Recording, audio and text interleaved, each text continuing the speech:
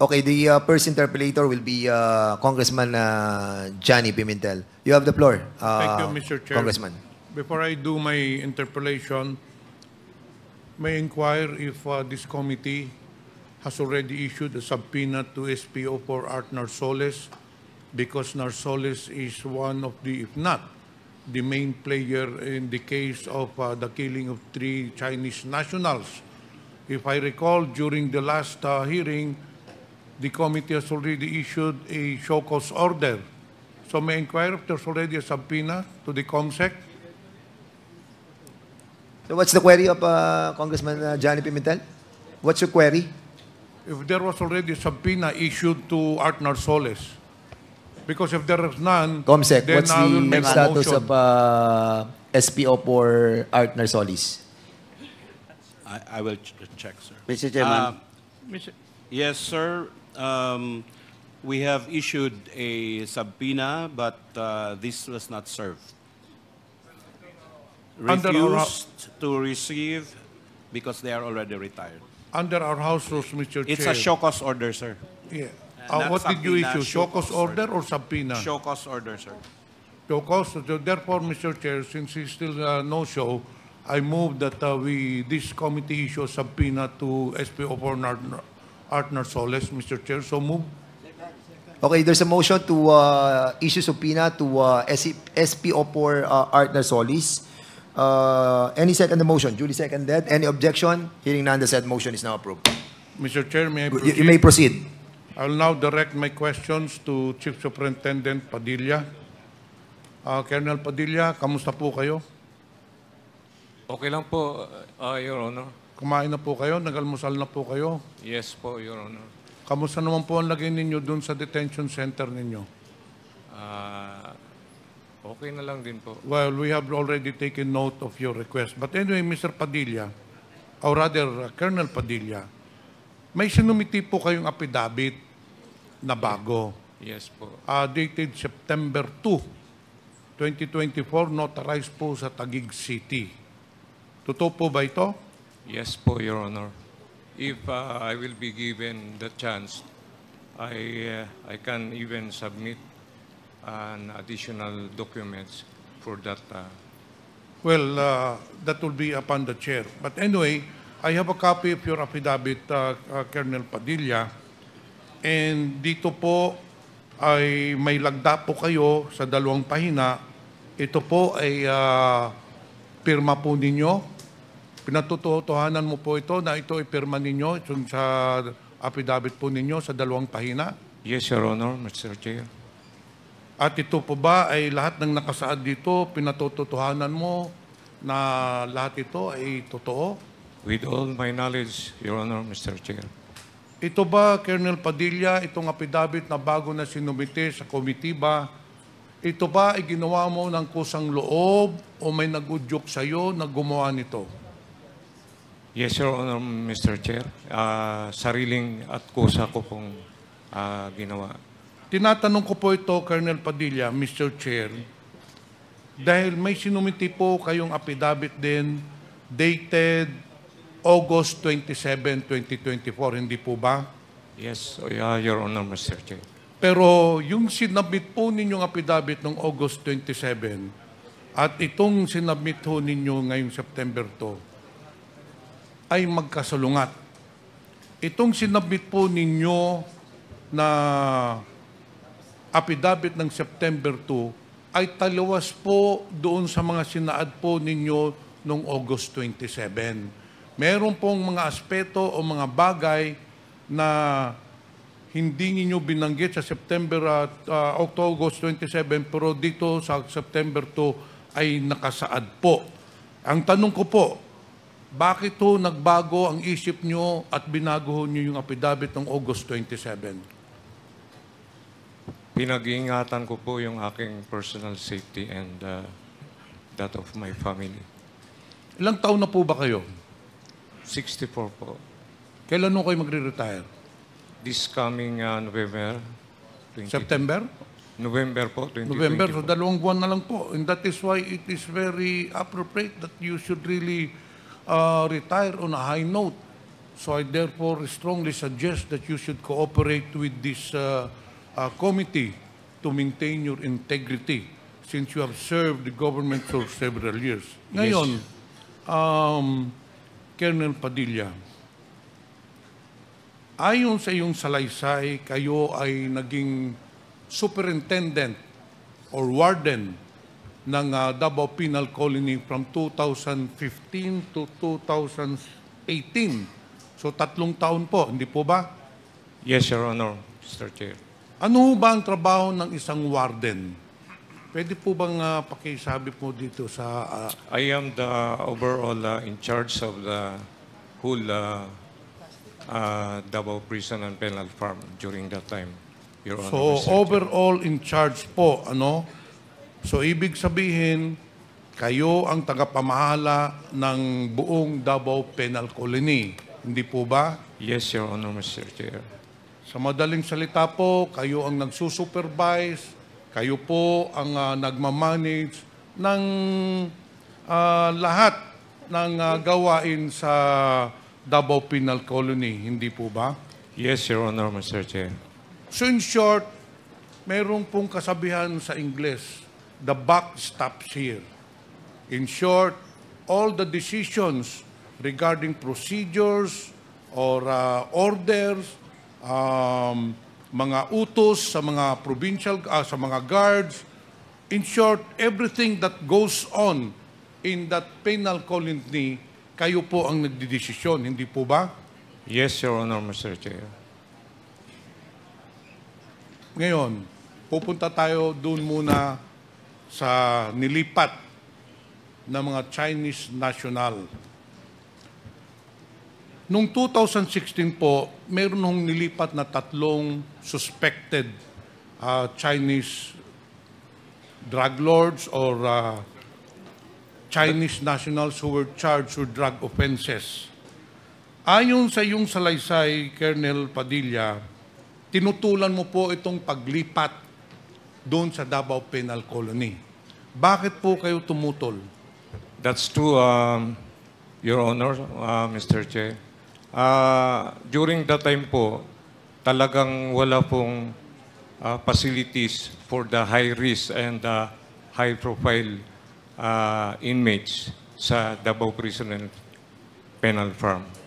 That's why the following year, 2017, nag-request po ako ng budget. Because of that, dinadalahan kami ng mga PDL, high risk and high profile. Nag-request po ako ng budget to construct super maximum facility in Davao Prison and Penal Farm. Yan po ang naging dahilan. Actually, I have a document opposing the transfer of the Chinese national during that time. And yung mga Chinese national pong yan, in fact, they have pending cases in Muntinlupa City na in-state ko po doon sa aking request, masyado pong magasto sa part ng gobyerno from time to time kung isasubwi na to attend series of hearings in Muntinlupa City. Kaya po, inupos ko po yan. Pero that was July 2015 pa, in fact. Then after October po, wala pong nangyari, nag-request po ulit ako. Nireiterate ko po na ibalik po yung mga high risk and high profile PDL sa Muntinlupa. Pero no action pa rin pong nangyari. Mr. Chairman, due respect to our colleague, Congressman Pimentel, baka pwede muna pong basahin yung affidavit na bago ni Colonel Padilla para at least magkaroon ng idea yung mga members. Your Honor, Mr. Chair, can I request for for an executive session? May mga very sensitive po na issue po doon. 1 minute suspension. Hearing is resumed. Your Honors, the parliamentary status is that interpellation was being questions were being propounded to Colonel Padilla by Honorable Johnny Pimentel, and with an interjection made by our Senior Deputy Speaker, Don Gonzales, and he made a motion to read, ask the witness to read the affidavit that he has sworn and signed. Now, the parliamentary status is that there is a pending motion. Mr. Chairman, Yes, Congressman Gonzales. Mr. Chairman, I move to withdraw my previous motion, Mr. Chairman. So, you are withdrawing, Yeah. Your Honor, your motion to To ask read his, Colonel Padilla to read His his affidavit.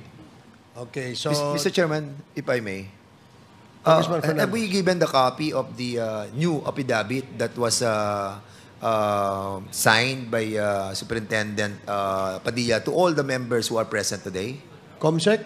Ayan, that's the reason why they are asking for for that affidavit that has been given to this Quadcom. Can we ask the COMSEC to give first the members this about this new affidavit? Okay, please provide copies of the affidavit of current Superintendent Padilla to all our honorable members. And Perhaps, we will give you time Mr. to Chair. peruse over this. Perhaps also the previous affidavit that he made.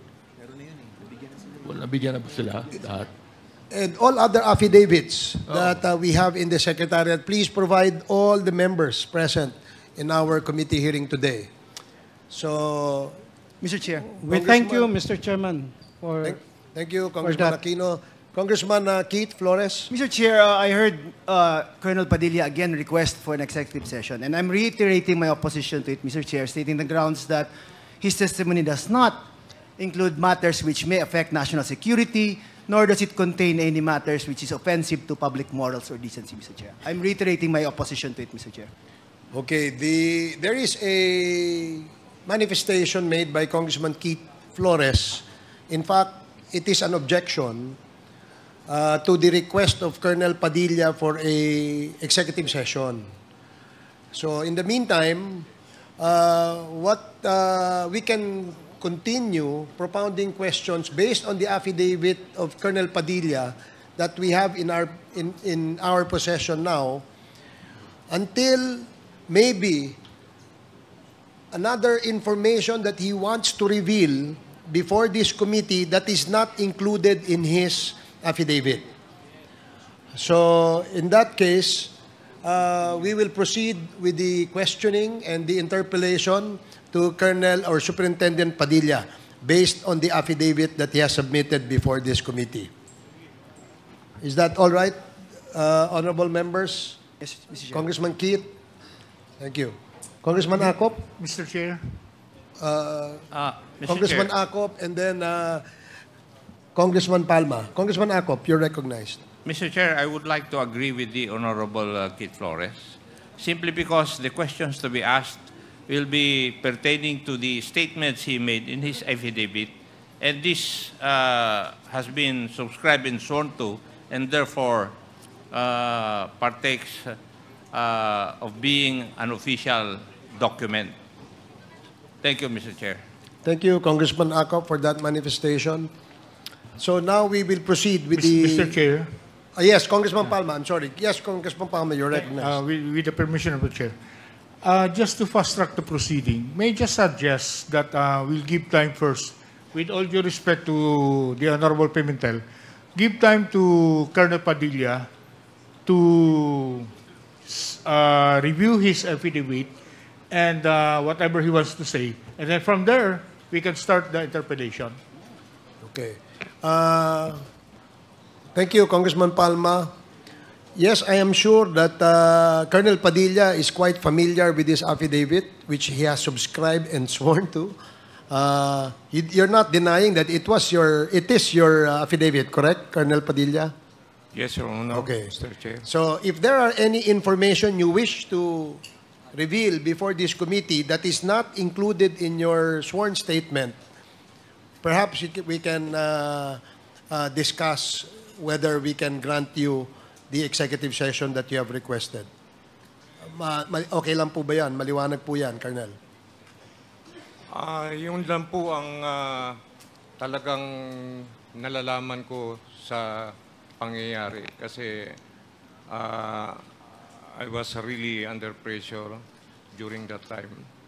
So, meron po nga akong documents na pwedeng ipakita na nagpapatutuo doon sa sinasabi ko pong affidavit. Wala pong ibang pwede kong ikuha na hindi po talaga totoong nangyari. Yan lang po ang totoong nangyari kasi yung sinabi ko nga na may mga previous request ako, so na-sense ko talaga na it is really a major government anti-illegal drugs operations against that PDLs.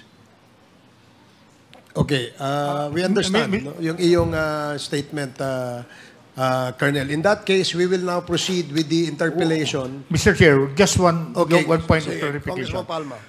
Colonel Superintendent Padilla, aside from your affidavit, do you want to say something which is important to this committee? Otherwise, will the affidavit will suffice? Meron ka pa bang pwedeng i-reveal sa amin na importante? If you grant me Executive for session. some time in Today. executive session po. Why don't you tell now? It will Because the people is also waiting for your yes, Your Honor, your Mr. Chair, testimonies. but it will endanger of course, my safety and of my family. Okay. That's why I'm asking We perfectly understand your situation, Superintendent Padilla, and as you have committed to this committee that you will share more vital information in relation to the investigation of the Quad Committee. However, since Congressman Johnny Pimentel has already started propounding questions to you based on the affidavit that you have submitted, subscribed, and sworn to, then we continue with that until later we will grant you an executive session. Is that okay? Mr. Chair, Congressman Akop. pwede po bang malaman kay Superintendent Padilla, yung bang impormasyon dito na ilagay nyo po dito sa affidavit nyo, hindi pa kompleto? yan lang po yung ayon sa aking nalalaman, Your Honor, Mr. Chair. Kung kompleto na po ito, bakit po kayo humihingi ng executive session?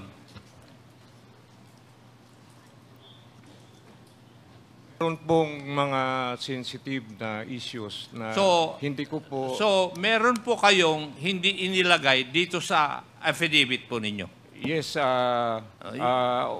in fact, it was leading to that sensitive issues. So, kung magkakaroon tayo ng executive session, ang sasabihin po ninyo, wala po rito sa affidavit nito dahil kung gano'n ang mangyayari, ipapatigil ko yung executive session dahil diluloko mo na kami. Ganon po ang Your Honor, Mr. Chair. Thank you, Mr. Chair. Thank you, Congressman Akop. So again, the parliamentary status is that interpellations being made by Congressman Johnny Pimentel temporarily stopped because of emotion, which eventually was withdrawn by SDS Don Gonzales on the issue of executive session. Now, we will now proceed with the interpellations, and then after the interpellations on the affidavit of Colonel Padilla, and if there are any information that we want to solicit from him that is not within this affidavit, then we will probably grant him his request of an executive session. So we can now proceed with the questioning of Congressman Pimentel. Thank you, Mr. Chair. That is precisely what I'm driving at. Anyway, the members already have the affidavit, but based on my observations, the affidavit that does not disclose everything that happened in the killing of the three nice Chinese nationals. Anyway, ipagpatuloy ko po yung pagtanong ko. Naitanong ko na po kanina na nilipat na doon yung 3 Chinese national. Ang tanong ko po, may memorandum ba? Kanino galing yung memorandum sa paglipat ng Chinese national galing National Penitentiary going to the Davao Penal Colony? Yes, Your Honor, I have. Meron pong transfer order yan from the National Headquarters in New Bilibid Prison. Escorted by personnel. Yun po ang sinusunod nung escort based on that Okay, order. meron ng order. Meron kang kopya po niyan. Mr. Chair, ang sunod ko po na tanong, pagdating doon ng Chinese national, saan mo nilagay, anong selda mo nilagay yung mga Chinese national? Sinipti ko po in one cell within the doon pa rin sa part of prison disciplinary dormitory since wala po kaming facility for the high profile and high risk PDL. Meron ho kayong mga ibang foreigners, hindi po ba? Bago dumating yung Chinese national, meron kayong mga foreign nationalities na nakakulong doon. Sila ba ay magkasama doon sa mga Pilipino na bilanggo o pinaghiwalay na? Pinaghiwalay po namin, Mr. Chair. Pero, so nakahiwalay, okay. Colonel Padilla, nakahiwalay ang Pilipino at saka yung mga foreign prisoners or PDLs.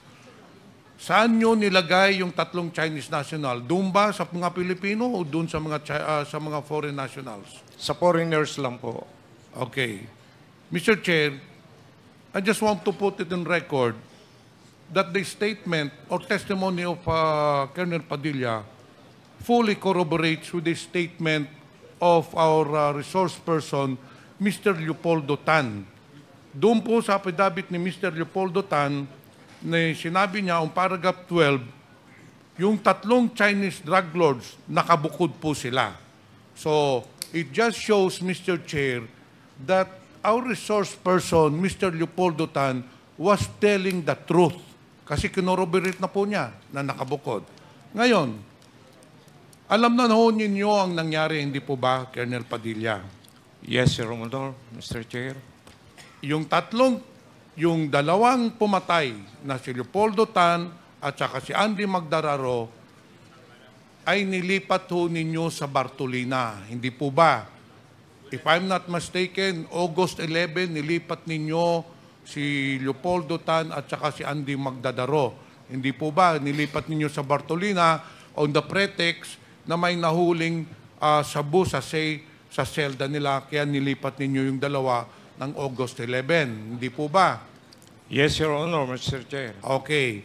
On August, after 2 days po, yung Chinese national na dumating doon, na binilanggo ninyo doon sa mga foreign nationals, binartolina naman po ninyo at isinilid ninyo doon sa selda 6 kung saan nandun yung 2 PDL, si Leopoldo Tan at si Andy Magdararo. Hindi po ba? Yun po ang nangyari, Your Honor, Mr. Chair. Okay. Ito ang tanong ko, Mr. Chair, and para malaman ng mga miyembro natin. This is the big question. Sino po ang nagbigay ng order na ilipat si Andy at saka si Tata sa selda 6 at ilipat yung 3 Chinese national? Sinabi po ninyo kanina na kayo ang overall person in charge ng Dapicol. Sino po ang nagbigay ng order? The ship commander, Your Honor, Mr. Chair. Nandito po sa blatter po ng logbook ng ship commander. Bakit po ship commander? Ano ho ba ang ship commander sa hierarchy ninyo? Hindi po, kayo pong overall charge. Ano ang posisyon ng pangilan po yan, yung ship commander, Mr. Chair? From superintendent, meron pa pong deputy superintendent for security operation. Then from deputy superintendent for security operation, meron pa pong commander of the guards. From Commander of the Guards, meron pa pong Ship Commander and then Camp So pangilang Commander. po yung ship commander? Pang-apat po. Pang-apat po. Pang-apat o pang-lima? Opo. Pang-apat. Yes, sir. Abay, Colonel Padilla, mahirap po pang paniwalaan yan, Mr. Chair. Dahil sabi mo nga kanina, ikaw ay natasan ng gobyerno, ikaw ay overall in charge, ikaw ang manager, ikaw ang supervisor ng DAPICOL. I don't think all these people here now in this committee will believe you that the decision to transfer the 5 persons doon sa cell number 6 ay manganggaling sa isang lowly official of the Bucor. Sinabi ho nyo kanina, it's on record, ang trabaho po ng superintendent, ng warden, kayo po ang overall in charge. Imposible po na hindi ho nyo alam na ililipat sa Bartolina yung 5 tao. Sa level ko po, report na lang po ang nakakarating kasi tulad ng previously sinabi ko na may kanya-kanya po kaming level of responsibility. Report na lang po. Kaya nagbabase po tayo dito sa logbook. May blatter po kung sino ang totoong naglipat. Meron mo ba kayong copy nung order na ilipat sila sa memorandum? Doon sa Celda size? Meron po kung sinong nag-transfer. Sino ho nagpirma? Ang ship commander po. So you mean to tell me and you mean to tell this committee, Mr. Chair, na kayo ang overall in charge, kayong superintendent, yung number 4 personnel ninyo, gagawa lang ng order without your knowledge, without your approval? Alam mo na natin yung bureaucracy natin ng gobyerno po. Meron po tayong nasa taas, meron pong mga middle management.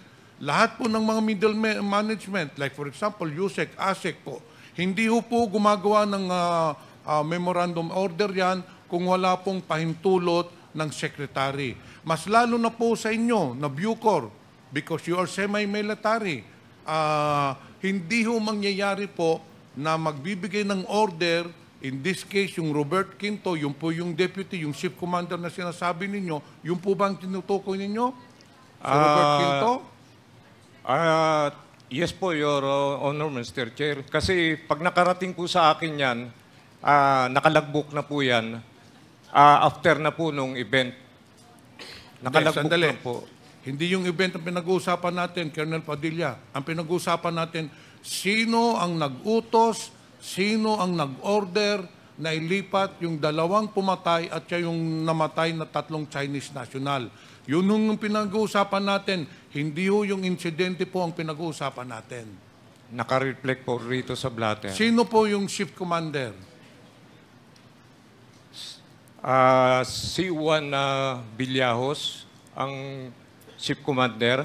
Buhay pa ba yung taong yon? Buhay pa po. Pero ayun sa nakalagay dito sa blatter, Wag ho natin pag-usapan po ang blatter, Mr. Chair. Yung blatter po, sa pulis po yan. Ang pinag-uusapan po natin yung order po. Yung blatter, iba ho yung dokumento ho yun ng pulis. Pag may krimen po na nangyari, doon po isasalaysay doon kung sino mga pumatay, sino ang namatay. Ang pinag-uusapan po natin dito hindi blatter po. And that is not an acceptable document that will prove that you did not order the transfer. So yun lang po, Mr. Chair, isa na mga inconsistencies sa affidavit po or sa mga salaysay ni Colonel Padilla. So dito po tayo, sa salaysay po ninyo, sa paragraph 5, binanggit po ninyo na kayo ay nagkausap sa cellphone ni Colonel Ruyina Garma. Totoo po ba yun? Ito po ay sinumpang salaysayun ninyo. Kayo po ang naglagay po dito. Yes, Your Honor, Mr. Chair. But tulad ng sinabi ko, can I request... Sige, mamaya po, pupunta po tayo doon. It will be the committee who will decide on that. Pero nandito po tayo sa hearing and I'm giving the floor, so I have to proceed with my interpellations. Ngayon po, ang tanong ko po sa inyo, paano nyo nakausap si Ruyina Garma? Meron ba kayong telepono? Telepon po through Jimmy Meron ho Fortaleza. kayong telephone number ni Colonel Ruyina Garma? Wala po. Through Jimmy, PDL Jimmy Fortaleza lang po. Okay, sa salaysay po ninyo, nakausap po ninyo si Colonel Garma through PDL Jimmy Fortaleza. Mr. Chair, I'd like to put it on record that the statement testimony of Colonel Padilla definitely corroborates with the affidavit of PDL Jimmy Fortaleza on paragraph 5 nung unang linggo ng Agosto 2016. Tinawagan ako ni Garma at sinabi sa akin gusto niyang makausap si Superintendent Padilla. Pinuntahan ko si Superintendent Padilla para ibigay sa kanyang cellphone at makapag-usap sila at pinatotohanan ni Colonel Padilla na nag-usap nga sila through Jimmy Fortaleza. So again, Mr. Chair, nagpapatunay lang to na yung resource person natin na si Jimmy Fortaleza ay nagsasabi po ng totoo. Ngayon po, Mr. Chair, ang tanong ko po, Colonel Padilla, nung nag-usap na po kayo ni Colonel Ruyina Garma, ano ho ang sinabi niya sa inyo? Yun pong nakalagay po sa aking affidavit. Okay, babasahin ko po yung sinabi ni Garma. Sabi po ni Chief Garma, yung pong tawag ninyo, may mga tao kami dyan na gagawa at huwag mo na questionin. And whether you like it or not, we will operate and do not interfere. Baka madamay pa pamilya mo. Mag-cooperate ka na lang or mananagot ka sa amin. Ano ba yung plano nilang ipagawa? Naintindihan nyo ba? Kasi sinabi lang dito, meron kaming ipapagawa, meron kaming ipapa-operate. Ano ba ang pagkakaintindi nyo sa sinabi po ni Colonel Garma? Tungkol po doon sa pag-eliminate ng 3 Chinese nationals. So sinabi niya, in short, Mr. Chair, ang sinabi po ni Garma, Colonel Padilla, na meron silang operations doon, ipapapatay nila yung 3 Chinese national. Hindi po ba? Yes, Your Honor, Mr. Chair. Okay. After noon po, pagkatapos ninyo mag-usap ni Colonel Garma, sinabi nyo po kay Jimmy Fortaleza, sige, magkikita na lang kami ni Colonel Garma. Hindi po ba? Wala po akong matandang sinabi kong ganun. Ang natandaan ko po, kung ano yung nilagay ko sa aking affidavit, kasi during that time, talagang intense pressured na po ako kasi nangyari na yung sa Abuyog Leyte, yung prison facility rin po namin doon na pinasok rin po ng mga operatives. So, Mr. Chair, ibig nyo yung sabihin, Colonel Padilla, na hindi nyo kilala, hindi kayo nagkita, not even once, ni Colonel Garma? Hindi po, kasi yung cellphone, hanggat maaari, ayaw niyang makuha ko yung number niya. Kaya yung cellphone na binigay nila kay Jimmy Fortaleza ang ginagamit po. Ayaw pong ma-identify yung kanyang number. Pero napaka-imposible po na napakalaking operation. Tapos through telephone lang po, Mr. Chair, isinunod po ninyo si Garma. Kilala po ba ninyo si Colonel Garma nung nag-usap po kayo? May first hand ba kayo? Just through a telephone call, naniniwala po kayo kaagad? Alam na ninyo natin na marami hong scammer. Sasabihin lang na ako si Colonel Garma, may operation ako dyan, meron kaming ipapatay. Lalo na ito, ang order is may papapatay kami dyan na Chinese national, ay naniniwala kayo kaagad? Kahit na hindi nyo kilala yung tao? Kilala ko po siya, not personally, professionally, with her position as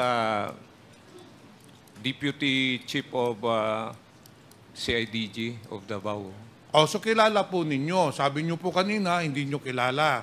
So ngayon, Mr. Chair, pinatututuhanan mo na kilala mo si Colonel Garma. Sa position lang po, pero personally, wala po kaming, at saka doon lang po sa cellphone. Okay.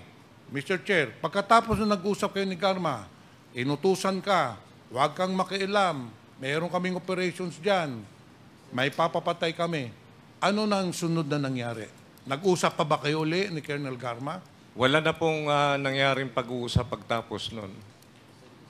Actually, Mr. Chair, nang maghuling pagkatapos sila mag-usap ni Colonel Garma, doon na po ginawa yung plano, which I certainly believe, wag sana po kayo magagalit, which I certainly believe that Colonel Padilla is heavily involved in the planning.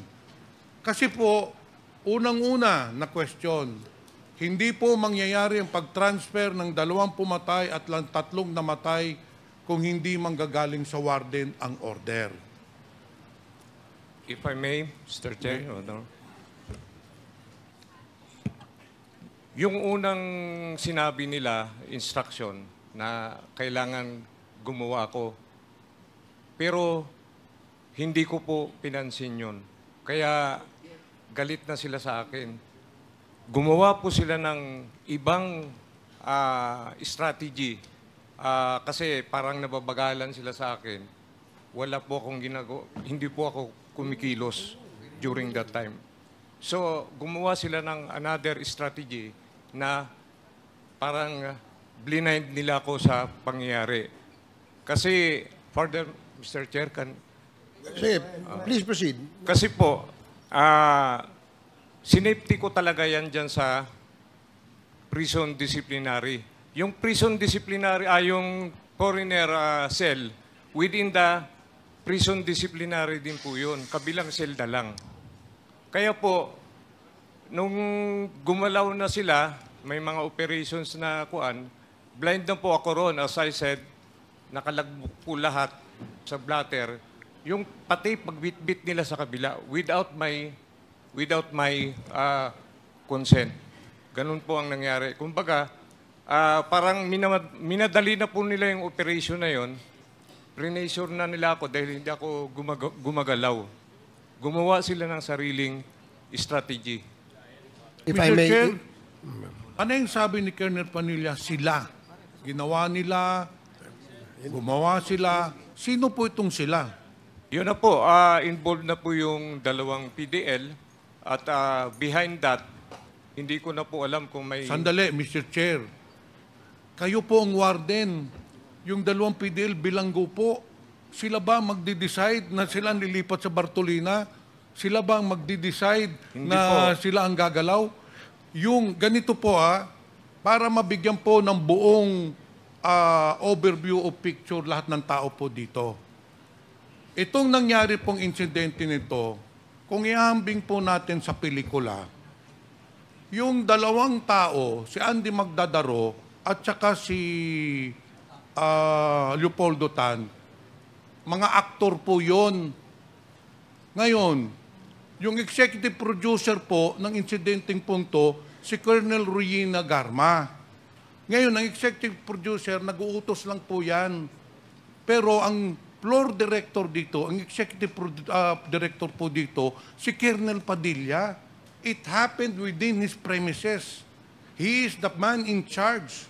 I do not believe that there was no order coming from him. At saka sinasabi po niya ngayon, gumagalaw sila. Gagalaw ba yung 2 PDL doon sa loob ng kulungan na walang pahintulot ng warden? Gagalaw ba yung sinasabi niyong shift commander ng order na walang pahintulot po sa inyo? That is why, Mr. Chair, marami pa ho ditong mga inconsistencies. But I know that there are many, isa pa lang yan na sinasabi kong mga inconsistencies, but based on my interpellations and based on the appreciation of the affidavits, I have found out, or I have concluded, Mr. Chair, that the affidavit of Colonel Padilla corroborates with the affidavit of Mr. Leopoldo Tan with regards to the Chinese nationals. I also conclude, Mr. Chair, that his testimony corroborates with the affidavit of Jimmy Fortaleza. Inamin na ho niya na nakausap niya si Garma dahil kay Jimmy Fortaleza. However, I believe that Colonel Padilla is holding more information vital to this hearing. Hanggang doon po lang kayo, yung affidavit ho ninyo, Mr. Chair, hanggang doon lang po kayo kay Garma. Pero sa buo sasalaysay ni Leopoldo Tan, nandoon po kayo. Una, binanggit ho kayo, nung kinontak na kayo ni Colonel Garma, sabi niyo po, magkikita kayo. I believe, Leopoldo Tan, bakit po? Pinalabas ho ninyo yung dalawang PDL, hindi pinalabas ng doon lang sa may gate, para makausap po si Artner Soles at saka si Colonel Garma. And then, nung nangyari pong insidente, pumunta po kayo, inamin ho ninyo din yun, sa affidavit ho ninyo, Mr. Chair.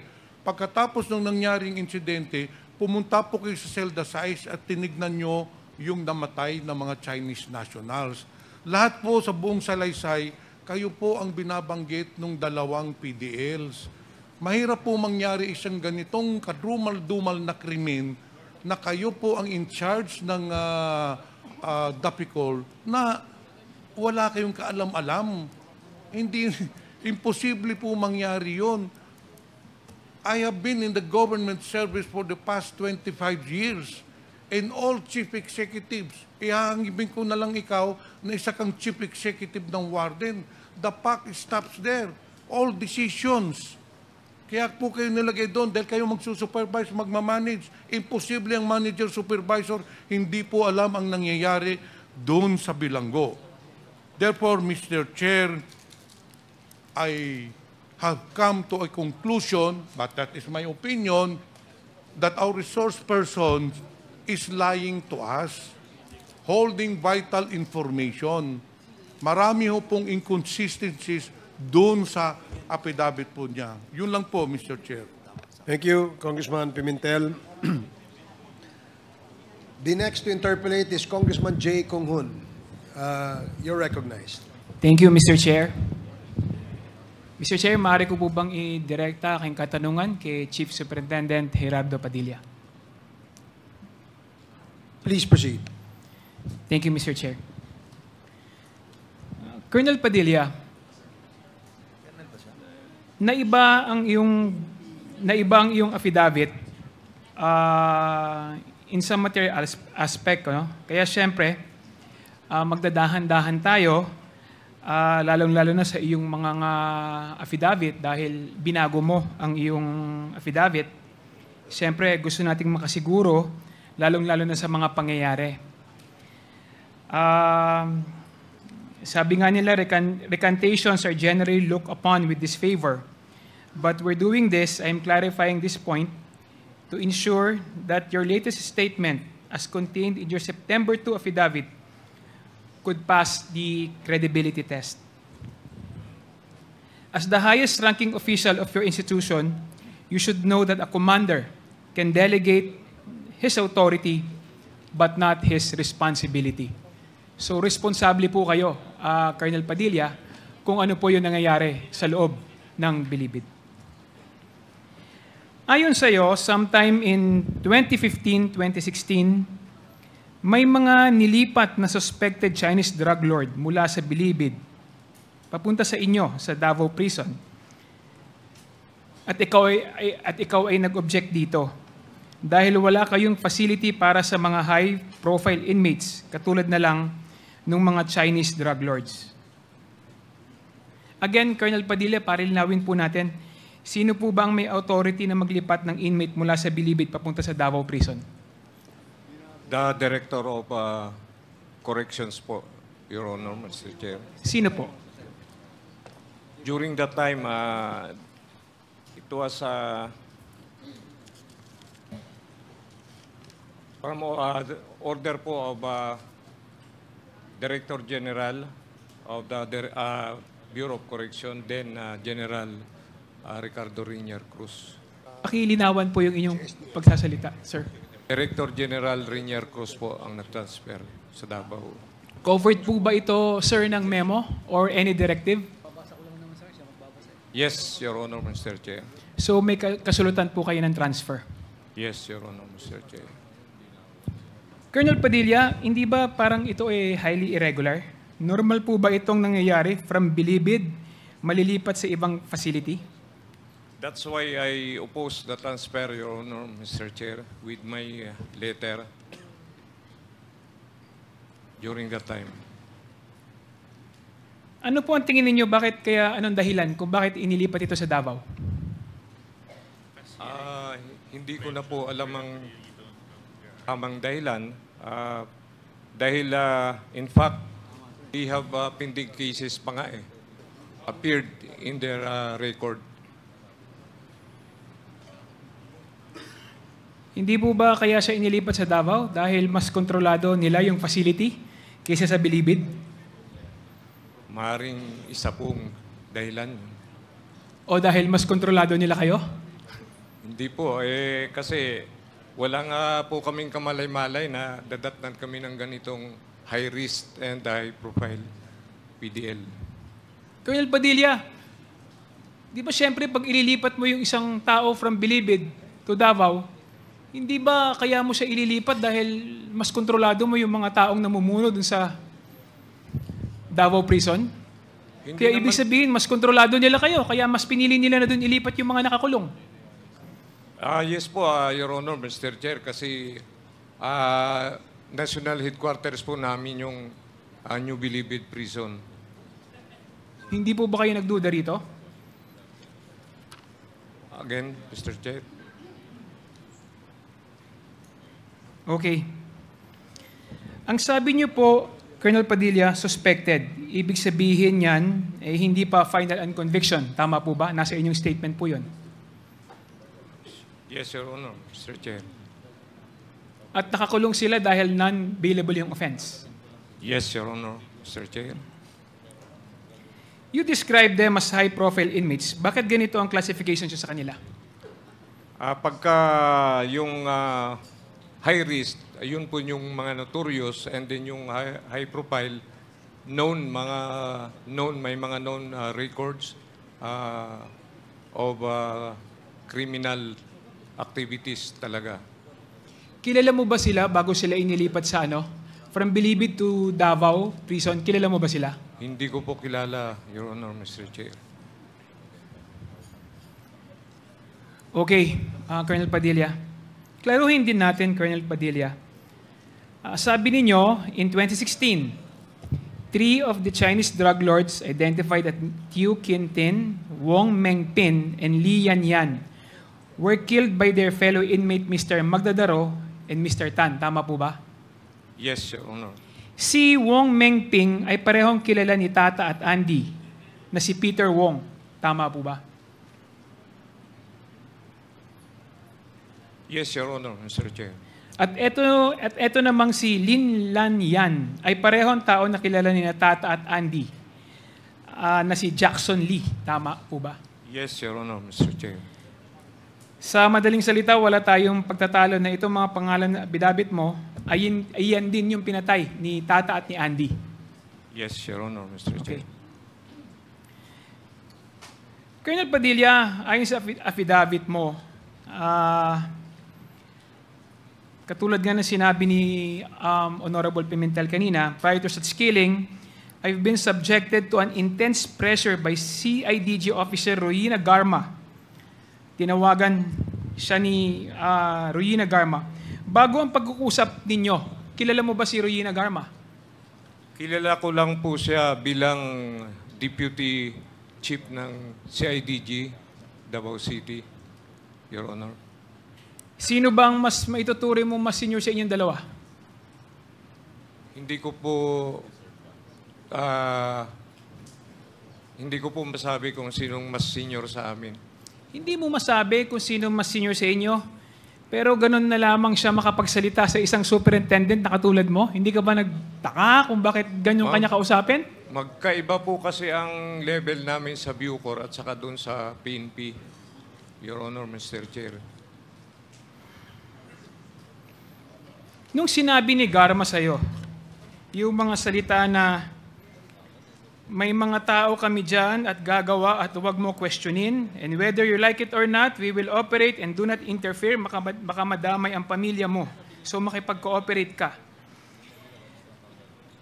So anong ibig sabihin ng mag-ooperate sila? Ang ibig bang sabihin nito may papatayin sila? Mayroon po, Your Honor, Mr. Chair. Nakatira ka ba sa Davao noong mga panahon na yon? Yes po, Your Honor, Mr. Chair. Even my family.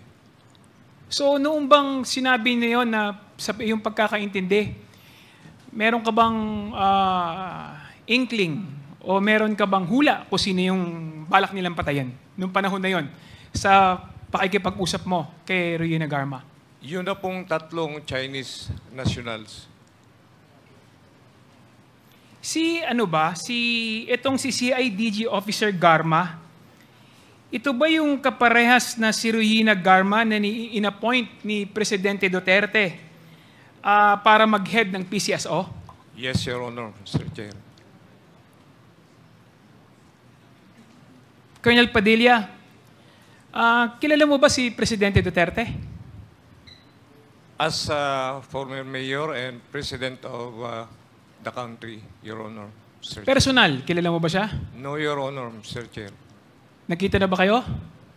Hindi po nangyari. Nagkita na po kami.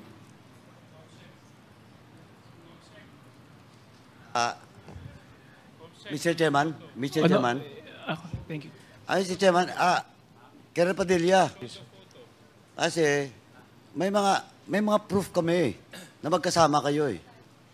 As nung mayor po siya, Your Honor, Mr. Chair, may mga yung mga kasal ganon, parang pero sinabi mo ko na you never met him personally. Binago mo na naman. How can we believe in your statement? Hindi, during itong official Ang function. tanong sa iyo, well, in fact, that was also the question of Congresswoman Brosas during the previous hearing. Tinanong kanya kung kilala mo si President Duterte. If I Sabi may- mo po, sandali, patapusin muna ako. Sinabi mo na hindi. Kaya, you must tell all. You must be truthful to your statement. Hindi ko po talaga kilala, Your Honor. May mga occasion, kasal, siyempre public picture ganon in Davao City. Meron kayong mga pictures. Meron kami. Mamaya pag sa panahon ko, sana naman sabihin mo na yan lahat ng totoo. Kasi alam na namin yung buong story. Ayan. Yung puzzle, buo na yun. Yan That was taken during when he was a mayor in Davao City. Anong circumstance? Diba pareho kayong ninong dyan, nagkumpare kayo? Hindi That po. happens in Samal Island? Hindi po. Saan yan? Hindi po, sa Samal po yan. Oh. Pero hindi po kami magkumpare, Ninong.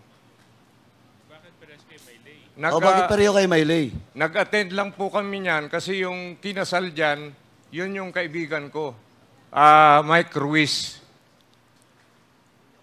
Pero personally, hindi. Picture taking lang po yan as a public figure. Your Honor, Mr. Chair. Anyway, darating din tayo dyan. Mamaya, pag ako na, magtatanong sa iyo. Okay, please proceed, Kong Kunhun. Colonel Padilla, mas maganda po sana kung magsasabi po tayo ng totoo. Kasi ang pagkakasabi ko po, ang tanong ko po sa inyo, kung nagkita na kayo ni dating Presidente Rodrigo Roa Duterte, ang sagot mo, hindi. So mas maganda po, magsabi po tayo ng totoo sa ating mga susunod na katanungan. Ano po? So lagi po nating iisipin na kayo po ay may sinumpaan dito at magsabi po tayo ng totoo. May I continue, Mr. Chair? Please proceed. Colonel Padilla, sabi mo sa affidavit ninyo na nakaranas ka ng intense pressure at totoo yung threat sa'yo. Kasi alam mo for a fact, operations made against a certain drug lord in Leyte days before, she called me. Anong ibig mong sabihin dito sa iyong statement na yun? Mayroon na pong nangyaring same operation din involving known inmate drug lord in Leyte a week before the Davao incident. Paano mo nalaman ito? Isa po sa operating prison and penal farm namin yung Abuyog, Leyte. Okay.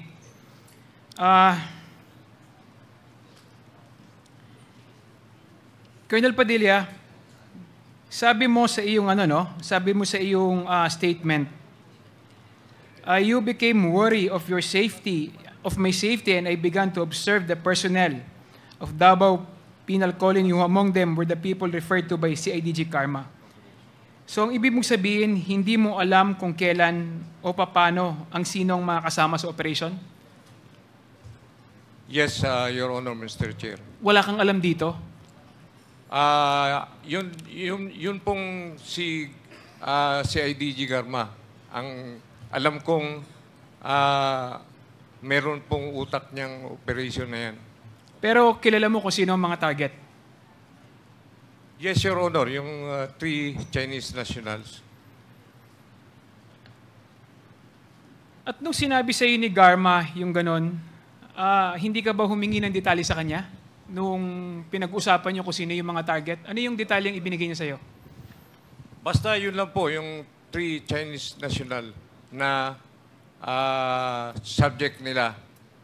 Dahil mga member po yun ng Bamboo Triad and Sinaluha Drug Cartel operating in the country.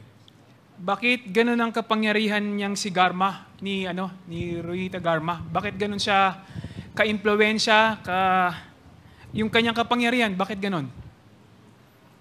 Dahil CIDG po siya ng Davao City. So, under po sa area ng operation nila yung Davao, buong Davao. Hindi ba dahil sa iyong palagay, kaya mo rin siya sinusunod at hinahayaan mong kausapin kang ganun dahil tingin mo ba nakarekta siya kay Pangulong Rodrigo Roa Duterte? Marahil, ganun, Your Honor, kasi naging mayor si President Duterte. Kahit na during that time na siya ang deputy CIDG and naging station commander pa po ng isang presinto sa Davao City. Kindly wrap up, Congressman. Okay, thank you, Mr. Chair. Last question, Mr. Chair. Pagkatapos ng usapan na yon ninyo ni Garma, hindi na ba kayo nag-usap ulit? Wala na po. Wala na pong nangyaring kasunod pa na pag-uusap. Okay, thank you, Mr. Chair. I will, na lang sa next round, Mr. Chair. Ituloy ko yung aking katanungan. Thank you, Mr. Chair. Thank you, Congressman Kong Hun. The next to interpolate is Congressman Acop. Congressman Acop, you're recognized. Thank you, Mr. Chair.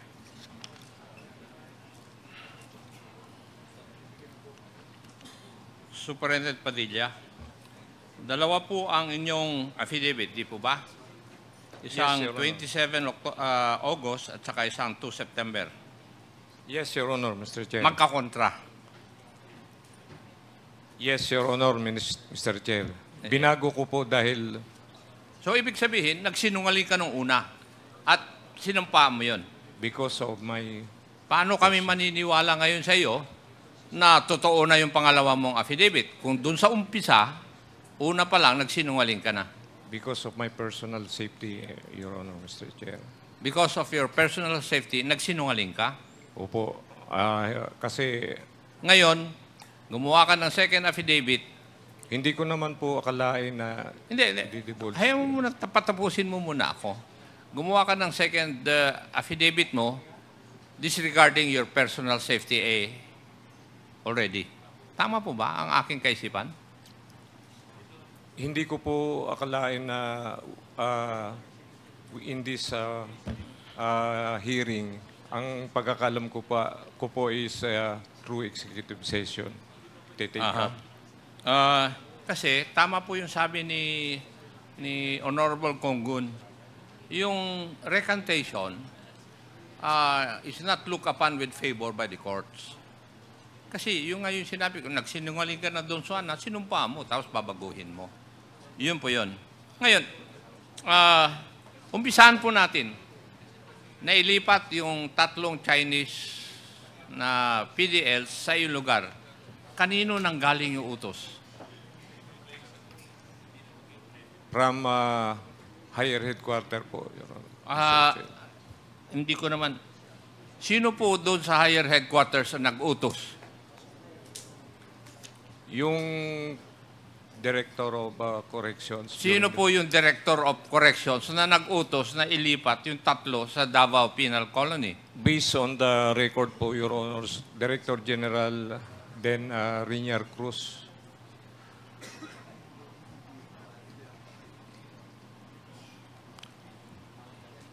At sinabi mo rin na nag-object ka rito.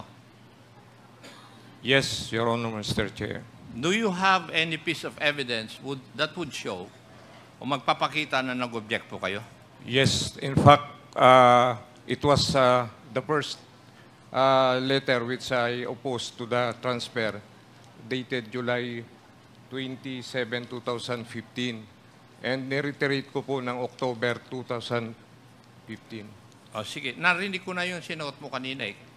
Tinatanong ko lang kung meron po kayong ebidensya. Could you please submit to this committee yung ebidensya po na yun na kayo po ay nag-object? Thank you. Punta po tayo dun sa statement ninyo na you were subjected to intense pressure by then CIDG Officer Ruina Garma, who called me through the cell phone of another inmate Fortaleza at sinabi sa iyo ni Madam Garma na may mga tao kami dyan na gagawa at huwag mo nang questionin. And whether you like it or not, we will operate and do not interfere. Baka madamay ang pamilya mo. Yes, Your Is that Honor. true? Yes, Your Honor, Mr. Now, Chair.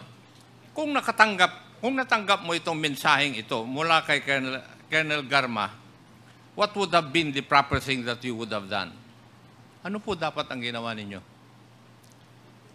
Hindi ko po actually binigyan ng kuan yung kanyang sinabi. Kumbaga, Hindi mo pinagbigyan pero sinabi mo, you experience intense pressure tapos yes, hindi mo binigyan ng kwan. during that time, Your Honor, Mr. Chair, nagkaroon po ng ganun. Oo nga. Kasi gusto nilang during that time madaliin po yung pagsasagawa nung Pagsasagawa ng ano? pagpatay doon sa 3 Chinese. So, at that point in time, alam mo na napapatayin yung 3. Alam ko po, Your Honor, Mr. Anong Chair. ginawa mo nga? Yun ang tanong ko nga eh. Ano ang ginawa mo nung nalaman mo napapatayin yung 3 na nasa loob ng iyong piitan? Marami kang pagsisinungaling, Colonel eh. Kasi nakakulong po yun, hindi ko talaga akalain na mailalabas po doon sa pinagkulungan nila. Merong ano? Hindi ko po akalain na mailalabas po dahil naka-safekeeping po doon. Ako po ang nag-order na safekeeping dyan. Pero antimano, inamin mo na alam mo na napapatayin yung 3. Yes. Pero wala kang ginawa. Yes, Your Honor, Mr. Chair. Kaya nga Hindi po, mo man lang inireport doon sa mga nakakataas para tulungan ka na patigilin o tigilin yung ganun na mangyayari.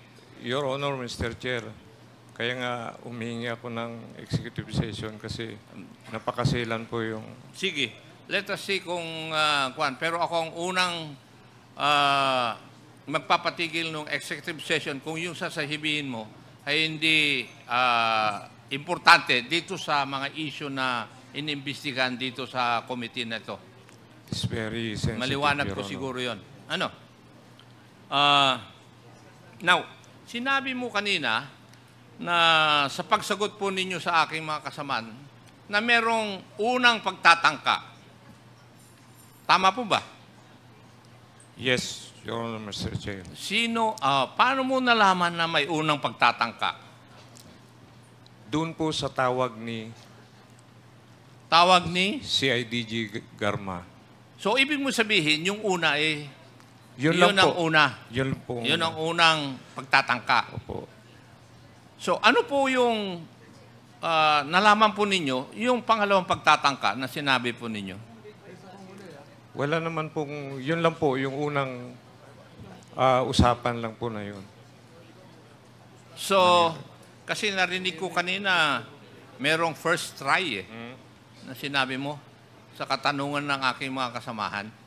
Opo. So, wala na yung pangalawa. Yun na at yun na. Yes, Your Honor. Okay. Thank you. Doon po sa pagtatanong na aking mga kasamaan at pagsasagot ng mga ibang testigo, hindi ka pa ba naniniwala na may plano talaga na patayin yung tatlo? Naniniwala nga po ako. So, naniniwala ka. Ang sinasabi mo lang, hindi ka kasama doon sa plano. Naunahan po ako doon sa plano. Ano ibig mong sabihin? Naunahan po ako kasi Naunahan kanino? nung pangyayari kasi in-expect nila na ako ang unang kikilos. Iba naman yung impormasyon ko. Si Congressman Paduano na magtatanong sa iyo. Hindi ikaw ang pipiit, isang tao na wala na rito sa mundo dahil din dyan sa okasyon na yan. Di ba?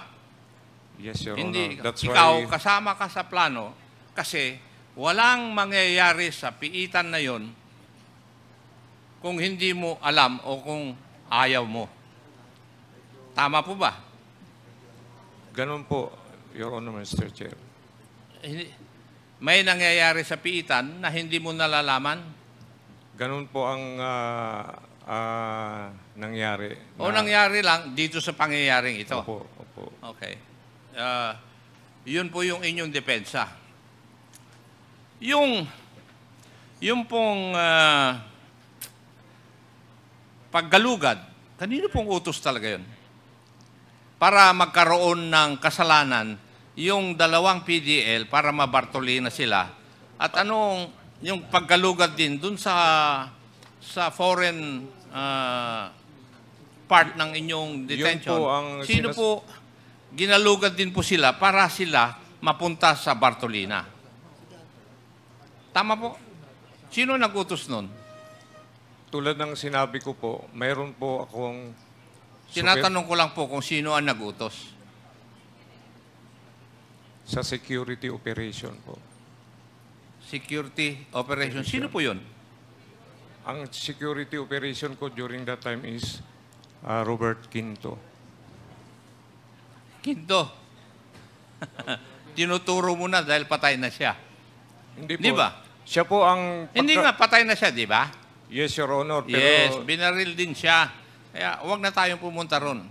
Kasi kanina, nung last hearing, sinabi ni Teniente Poro na ang nag-utos ng paggalugad doon sa lugar ng mga incheck at saka yung dalawang PDL, kayo po ang tinuro.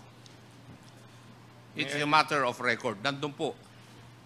Kaya, ginawa yung galugan na yun para magkaroon ng dahilan para madala sila sa Bartolina kung saan sila papatayin. Kasi, nandun din dun sa statement na sinabi nung dalawang nautusan na papatay na mahirapan sila dahil nandun sa ibang lugar, yung 3 inchik, at nasa ibang lugar sila. Kaya ginawa ng paraan na mapupunta sila sa iisang lugar, sa selda number 6 ng Bartolina. Tapos, inamin din ng iyong in charge sa Bartolina na punong-puno yung Bartolina. Pero yung selda number 6, dadalawa lang ang nandun. At doon dinala yung 3 inchik na pinatay. Kaya, kung tutuusin, kung ikaw ay investigador talaga, makikita mo na parang may plano. Di ba? Ikaw na rin nagsabi. mayroon po Sabi talaga. mo na may plano. Mayroon po talaga. Yes. Your Honor. Kaya lang, ang sinasabi mo, hindi ka kasama sa plano, pero hindi naman mangyayari po ito kung tatanggihan nyo o hindi nyo papayagan. Thank you, Mr. Chair. Thank you, Congressman Nakop. The next to interpolate is Congressman Paduano. You're recognized. Thank you, Chairman. Anyway, Mr. Chairman, Eto lang po, Colonel Padilla. Kasi buo na po yung puzzle. Buo na namin po. Ngayon, we're just requesting you to tell the truth. Now, in my question, pag hindi mo kayang sagutin in public, you will just tell me na you will request for an executive session. Okay? Kaya nga po, humihingi po ako for an executive session. Kaya nga po, tanungin muna kita, just to establish the premise that indeed, Di ba, Your Honor? you can be allowed for your request. Okay? Ano lang po, premise lang. Sige po. Okay? Sabihin mo lang pag hindi mo masagot. Okay? Sa executive session na lang, just in case. Okay? Now, number one, actually, Colonel Padilla, based on our investigation, alam namin, you're the most less corrupt in Davao Penal Colony. Alam po namin yon. Na-check na po namin yung records. Na-check na rin po namin yung mga statements coming from your peers during that time. For example, if I ask you, do you know Dr. Derla? Yes. Di ba, he was also ambushed, but fortunately, nabuhay. Yes, Your Honor. Tama. And the time he was assigned. Di ba, he was assigned in Davao Penal Colony? Yes, Your Honor. Okay. Now, so alam mo yon. Alam mo rin siguro ang kwento doon. Alam mo, di ba? And can you commit to us that you will divulge the reason behind? Yes, Your Honor. Okay, second. Wag na tayo, ito, actually, yung bagong ano mo, yung 9 to 11 mo, mali ito eh. Hindi totoo to eh. Hindi totoo yung paragraph 9, 10, 11 in your affidavit. Hindi totoo po to. Kasi, if I ask you, kanina tinanong ka ni Chairman Ako with regards to the galugad, malinaw po, walang pakialam na si Quinto the time. Sinabi na po ni Foro na at your orders, galugudin. Maggaluga doon sa INCHEC at saka sa dalawang PDL. Established na po yon. Now, sabi mo dito, during the time of duty ka na nung nangyari, di ba? Tama? Okay. Now, if you are off duty, sino naka-duty during the time? Second, high-ranking, kasi 24/7 dapat yan, di ba, Bucor? Yes, sa inyo? po, Your Sino Honor. yung next? Of course, your deputy. Deputy po, supposed to be. In absence of deputy, No, ang tinatanong ko ngayon, sino? Sino yung nandun? Commander of the Guards po. Eh, saan si Quinto during the time? Wala po doon. Outside, dahil nakatira po sa labas. So, wala siya. Wala siya. Wala rin siyang travel sa Manila during the official travel during the time. Parang nagkaroon po ng parang may Wednesday siguro. Sabado po nung nangyari. Yeah, Parang August 13. Chinek ko na po yung records eh. August 13, he was not during the week. Yes. Tama? Ganun Okay. po. Kaya yung statement po dito na yung security for operation, blah, blah, blah, Robert Quinto, patay na yun eh. Pero alam ko rin yung kwento dito. Alam mo rin siguro. Yes. Okay. Next question. Is Dr. Derla and ito sinabi ko na kanina, you're the most less corrupt. Ito. With due respect, of course, to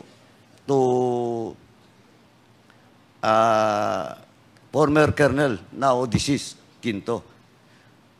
Alam mo naman yung relasyon ni Quinto, ni Derla sa tatlong Chinese, especially kay Tony Lim. Alam mo yun, di ba? Yes, Your Honor. Now, can you divulge it during the executive session? Yes, Your Honor. At least para lang po maklear din natin yung pangalan ni Quinto with regards to that killing. Kaya nga po, humihingi ako ng... Okay na. I just want to establish muna. Kaya nga, nung nakarang hearing pa, sinabi ko na alam na po namin yung puzzle. Tapos na po yun.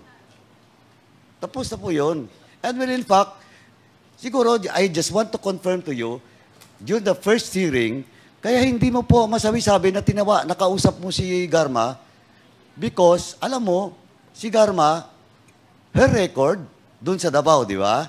As CIDG, as Chief of Police of a Station, di ba? Very close to the President, di ba? Alam mo yun, di ba? Kaya medyo wala kang choice. Yes. That's true. The same as true for all those persons involved in this particular plan. Tama? Yes. Okay. Now, so, do you commit? Sabihin mo na lahat na hindi na ako magtatanong doon. Sabihin mo na you narrate na lang doon sa executive session po. Yes. Kasi gusto ko rin i-clear yung pangalan ni Deputy Superintendent Quinto with regards to what happened. Yes, Your Pero Honor, I will not Mr. Chair. clear his name with regards to his affiliation with the three Chinese. And pwede natin, well, in fact, kilala mo rin si Macariola. Tama? Yes, Your Honor. Tila ba? And do you confirm that Macariola is very close to classmate ni Quinto? Yes, Your Honor, Mr. Oh, Chair. di ba? Okay, tell all ka na doon. I hope, ha? I hope, kasi as stated by Congressman Acop, pag hindi ka nagsabi ng totoo, we will cut short your statement Yes, during the Your Honor. executive session. Yes, Your Honor. Tsaka po, marami pa po eh. May mga complication ka kasi. Ayan, dami dito. For example, Inspector Glace. Ito, Glace. Inspector Edgardo Mendoza. Chief Inspector Roque. Now assigned in Sablayan. Si Glace nasa NBP ngayon, di ba? Tama? Davao po. Davao pa rin. Okay. Now, si Roque is in Sablayan. In Davao po. In Davao pa rin. O, tama. And marami pa po. Mga names. Kasi we have already checked. Pero as I've stated, I hope you will say it all during the executive session. Kasi, again, let me stress, ikaw po, less corrupt ka. Doon sa loob ng ano po. Thank you po. Nakuha ko na po yung background mo. Kaya lang, I do believe na na-pressure ka lang. Kaya tell all na. Tell all na kasi wala na eh. And you will be retiring by November, di ba? Tama. Kasi baka magpatong-patong pang kaso mo because of this. Okay? So, you commit na to this committee. Okay, ha?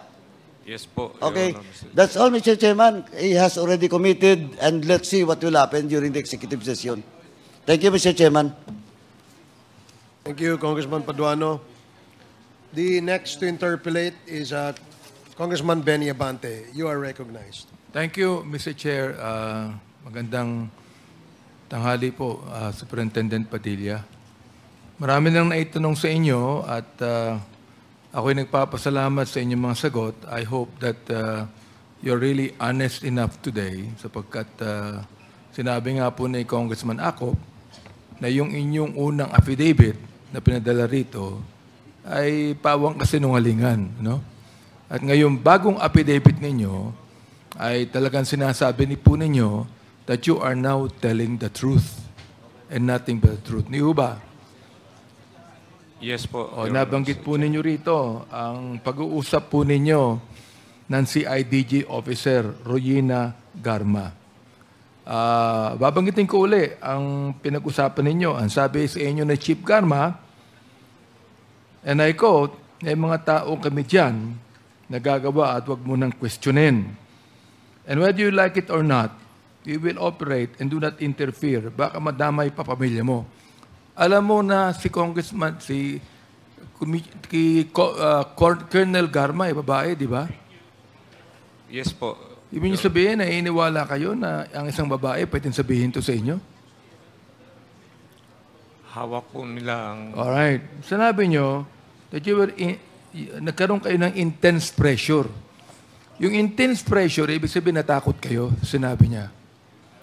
Kayo ba ay nagkaroon ng intense pressure sa kanyang sinabi o sa isip ninyo, meron pang tao behind what Chief Garma said at mas mataas po ito? That's true. Hindi po kayo natakot dun sa sinabi ni Chief Garma. Kinabahan kayo sapagkat alam ninyo na mayroong mas malaking tao behind what Chief Garma said. Yes po. Kanina po, nabanggit ninyo, tinanong po kayo ng isang colleague namin dito, about the former president. Binanggit niyo yung mayor pa siya. Ano po, nung si Chief Garma ay naging commander ba sa Davao? Si DG po. O therefore, ang binabanggit ninyo, ito, yung pong behind the big person, sa sinabi po ni Chief Garma, ay inyong ini-implicate ang ating Pangulo, ang ating former president. Ganun po ba? Hindi ko naman po in-implicate, pero hawak po sila ng mas mataas. Okay, ibig sabihin yan, hawak po si Chief Garma ng mas mataas. At ang mas mataas niyan ay ang dating Pangulo. Tama ho ba ako? Yes, Your Honor, Mr. Chair. Okay. Mr. Chair, yun lamang po, sapagkat atin narinig na binanggit po ni Superintendent Padilla na merong mas mataas kaya siya natakot tungkol sa sinabi ni Chief Garma. Salamat po. Thank you, Congressman Abante. The last to interpolate is our Senior Deputy Speaker, Dong Gonzales. You are recognized. Thank you, Mr. Chairman. Good morning, Colonel Padilla. Yes, Your Honor, Mr. Chair. Good morning. Medyo nanginginig pa po yung kamay nyo ngayon, o hindi na? Hindi na po, no? Last August 28, medyo hindi ka masyadong kalmando. May tanong lang po ako sa inyo. Naniniwala ka na ngayon, tinanong ko si Tata, na tumawag si Colonel Garma sa inyo. At sabi mo, hindi mo nakausap. So, tinatanggap mo na ngayon na nag-usap kayo ni Colonel Garma? Yes, Your Honor, Mr. Chair. In fact, hindi ko po sana nasagot nung previous kasi I am worry of my safety. Salamat, Colonel Padilla. Ngayon, Colonel Padilla, meron na po akong hawak dito na sinumpahang salaysay ni Ginoong Leopoldo Tan na naging subject ng nakaraang investigasyon noong April 28, 2024 sa page number. Comsec, pwede po pakiabot lang kay Colonel Padilla po ito?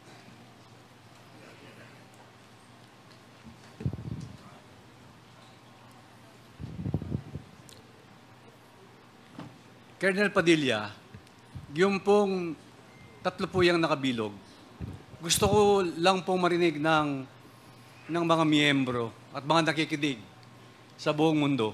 Pwede niyo pong basahin yung number 28? Number 28 po? Number 28 po. Sa salaysay ni Leopoldo Tan. Habang naglalakad kami... Pakilapit po yung mikropono. Habang naglalakad kami papuntang investigation section, tumunog ang cellphone ni Superintendent Padilla. Nakita ko na pinindot ni Superintendent Padilla ang kanyang cellphone. Nadinig ko na sinabi nung tumawag kay Superintendent Padilla, "Congrats, Superintendent Padilla, job well done." Pero grabe yung ginawa mo, ginawang tinuguan. Medyo mahina po yung mikropono. Pakiulit lang po yung last sentence. Pero grabe yung ginawa mong dinuguan. Oh. 29, alam ko sige na... po, number 29. Pakibasa po yung number po. 29. Alam ko na ang kausap ni Superintendent Padilla ay si Presidente Duterte dahil familiar ko ang boses niya. At number 30 po, pakibasa yung number 30. Pagkatapos ng tawag, sabi ni Superintendent Padilla sa mga kasamahan niya doon, tumawag si Presidente, nag-congrats sa akin.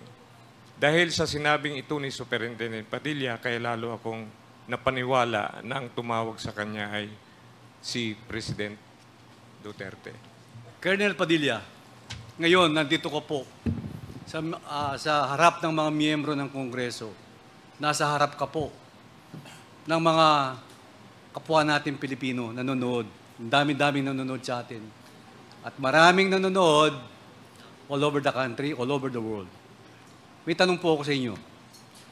naniniwala po ba kayo sa sinabi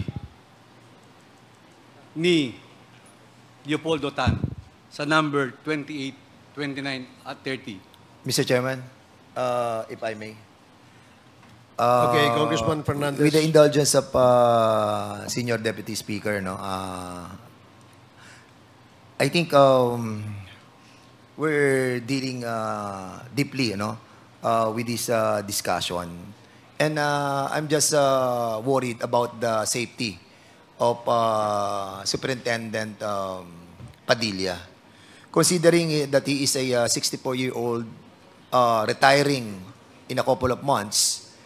And at the same time, his family lives in Davao City. He is asking for an executive session, and he continually insisting that he be given a chance on an executive session. We all know that the sensitivity of the issue that we are tackling right now, and it entails the life of the people that love this guy. Although, Mr. Chairman, we have seen some inaccuracy on the new affidavits that he submitted to us, but nevertheless, we cannot counter, yung buhay na maaaring mawala sa mga testimonyang ibibigay niya dito sa ating kapulungan. And I think it is incumbent upon all of us to think about the family of Superintendent Padilla. Last hearing, I hardly questioned the Superintendent Padilla because I know that he was lying. And indeed, with the change of affidavit that he subscribed right now, I think somehow he's telling the truth. But not completely. Because there is an apprehension on his part. And considering the safety of his children and his family, I think it is just proper for us to finally, ipagkalaw po natin sa kanya yung request niya doon po sa executive session. And he divulged a lot of things. The name of Garma, the name of Edilberto Leonardo, na nabanggit kanina, the former president as well. And I think, Mr. Chairman, this is high time that pagbigyan na po natin si Superintendent Padilla. And if I may, Mr. Chair, kasi you are reading a lot of documents. Those documents that you are reading right now pertains to what? Superintendent Padilla. Yes, Mr. Chair. Tungkol po saan yung mga dokumentong yan? Ito po yung logbook ng ship commander during the event. Can you kindly submit that to us? Can we have that documents? Yes, Your Honor, Mr. Chair. Okay, sige. Thank you so much. And with that, Mr. Chairman, I move that we convene our Quadcom into an executive session. Before the chair rules on that motion by Congressman Dan Fernandez, allow the chair to recognize our Deputy Speaker, Robbie Puno. You are recognized. Thank you, Mr. Chairman. Just a quick question to edify this representation, Mr. Chairman.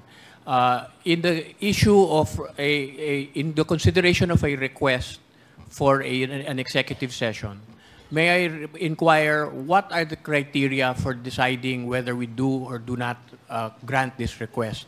Is it completely at the discretion of and subject to a vote by the body?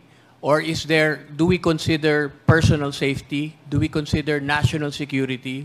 Or other factors? May I please ask the chair for clarification on that issue?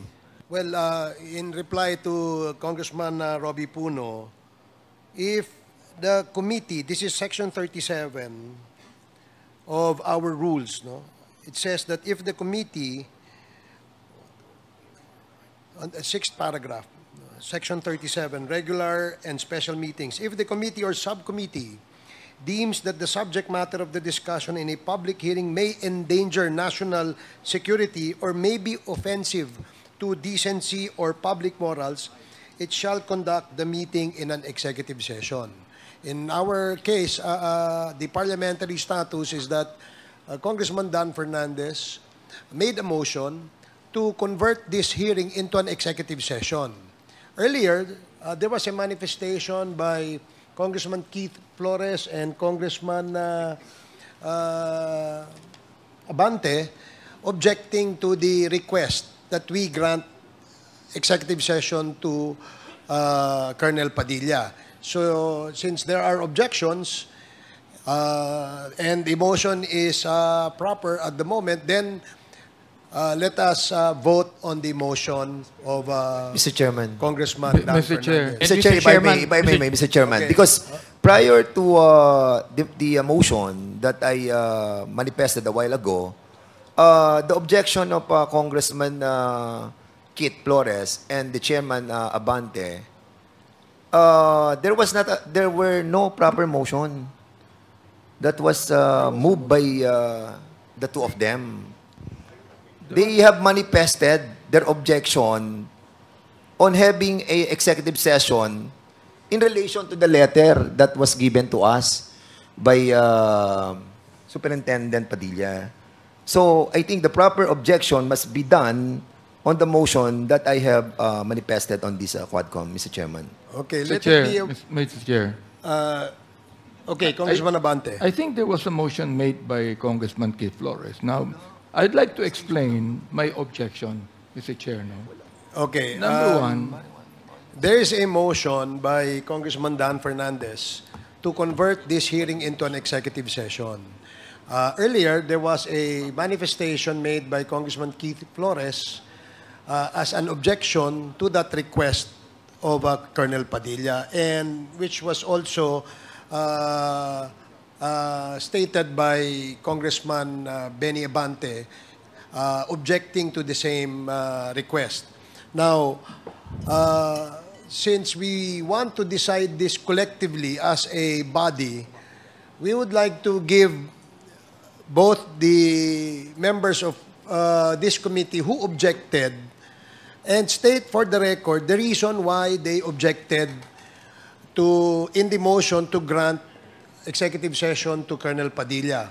So we would like to hear the objection first of Congressman Abante and then Congressman Keith Flores. Congressman Abante, you're recognized. yes, Mr. Chair, with due respect to my co-chair, Dan Fernandez, I objected because, number one, Superintendent Padilla already made it public, and he has answered many questions already. As far as his affidavit is concerned. And number two, Mr. Chair, he has already actually implicated the former president by my questions, Mr. Chair, on the issue of the killing of the 3 Chinese drug lords. Yun lang po ang gusto kong sabihin, Mr. Chair. Thank you, Congressman Abante. Congressman Flores, you have the floor. Thank you, Mr. Chair. Mr. Chair, in light of the manifestation of Chairman Dan Fernandez, I will give Colonel Padilla a chance, Mr. Chair, to answer questions which he thinks should only be disclosed during an executive session. Thank you, Congressman Flores. So now, we will now rule on the motion of Congressman Dan Fernandez. Mr. Chair, can I ask for a 1-minute suspension, On the please? question raised by Congressman Robbie Puno, does the gentleman from Antipolo is satisfied with the reply of the chair? Just a further clarification, Mr. Chairman. Please proceed. The response that I hear from the chairman seems to suggest that the position taken by Colonel Padilla has been that it is for his personal safety that he wants an executive session. And according to the rules that you have stated, Mr. Chairman, that's not one of the criteria for granting an executive session. But, Okay, Mr. Chair. Mr. Chairman. Among others, the reason that Colonel Padilla cited is the safety, his personal safety and his family's safety. Now, we will grant him an executive session, listen to his revelation, and we will decide whether indeed the session that we will have with him is an executive session where we cannot disclose to the public what we discussed in this executive session. So it is still up to the committee to whether we will make public the disclosure or the revelation that will be made by Colonel Padilla in our executive session. That's clear, very clear, Mr. Chairman. Thank you very much. Thank you very much, Congressman Mr. Chair, Puno. may I ask for a 1-minute suspension, please? 1 minute suspension. Hearing is assumed. Mr. Chair. Congressman SDS Dong Gonzales first, and then Congressman Benny Abante. SDS Gonzales. Thank you, Mr. Chairman. For all those reasons, I will now give way. I will stop my line of questioning to Colonel Padilla to give way for the executive session. Thank you. Mr. Chairman. Thank you, Congressman Gonzales. Yes, Congressman Mr. Chair, Abante. in respect to my good friend who will become the governor of Laguna, I accede to the request of the COM to give Superintendent Padilla an executive session. Thank you. Okay, so there is a motion to convert this hearing into an executive session. Duly seconded. Are there any objections? Hearing none, the motion is carried. At this point, we'd like to ask everyone who are not members of the House of Representatives to please proceed outside. We will call you back after we finish the executive session, including the media. Okay? Please. Paki-turn off po yung camera, ha, please. Bring your cameras outside, and no other personnel in this room except the members of the House of Representatives and the Secretariat. Okay, all pages, please make sure that the resource persons are out. Please enjoy. There's lunch to be served outside. May lunch tayo, no? Page? Oh. Okay, lunch have been served. Okay, sa baba. So please, we will call you back. Oh, technical, merong there's no video, pero naririnig pa rin yung ating usapan. Lang, kasi I think live streaming tayo, di ba? So yung live stream siguro, can we temporarily turn off the volume and the audio and the video of our live streaming? Lagyan nyo na lang executive session. Yan, yan pala. Yan. All right.